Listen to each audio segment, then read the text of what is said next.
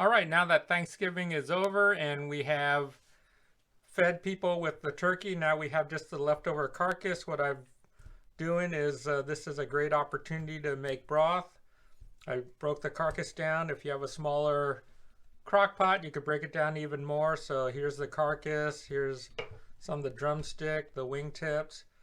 So with making broth, you start with some bones. Then you use I like using a whole onion. This is the mirepoix. Typically, it's 2 parts onions, 1 part carrot, 1 part celery, and then other things. But I don't like too much carrot or celery in my broth. It tends to get bitter after a while. This is parsley, just a few sprigs, 1 stalk of celery, 1 bay leaf, and since I like leaning towards the onion sides of things, I added 1 green onion. And also have, I'm out of garlic, so I use frozen garlic. This is equivalent to 1 cube. So I'll add some salt and pepper and just fill this with water and let it cook in the slow cooker for about 8 hours or even overnight. All right, I threw all the ingredients into the crock pot, added water to probably an inch above the bones. There's no set amount. You're basically trying to extract all the flavors from the vegetables and from the bones to make a flavorful broth. Also, I'm going to add some kosher salt. That's about half a tablespoon right there. And I'll add some black pepper. If you have whole black pepper, that would be fine.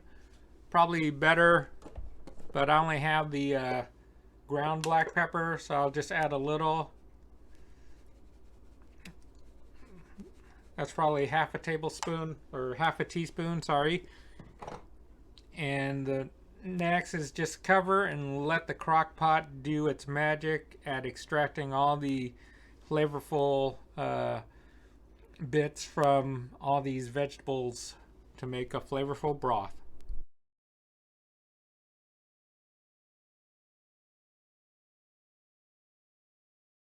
All right, the turkey broth has been in the crock pot for 9 hours, pretty much overnight, and this is what we end up with.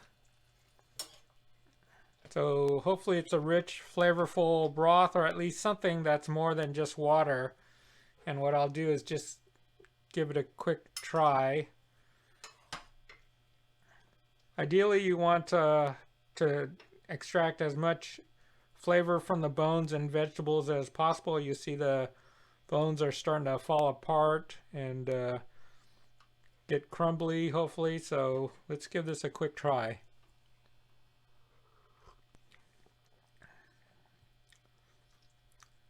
Even though I put a half a tablespoon of kosher salt, it has good flavor. Of course, it needs more salt, but I think overall this would be a good basis for soup, gravy, whatever needs you would use. All right, to strain out, you could take this and pour it into a strainer, into a bowl. But since this is still pretty hot, I'd like to have this fine mesh strainer with a handle, and I'll just scoop things out. This will take out a majority of the solids. And then I'll take the crock pot out of the base and allow that to cool a little. Then I could do a final straining. But this helps get rid of a lot of the solid stuff without having to deal with all this hot liquid. All right, I'd allowed the turkey broth to cool off about an hour. And you can see there's a little skin forming on top. I think that just means there's a lot of collagen in it. So I have these little plastic containers and a little strainer, and I'll just pour it into the quart-sized container. We're finished with straining the stock.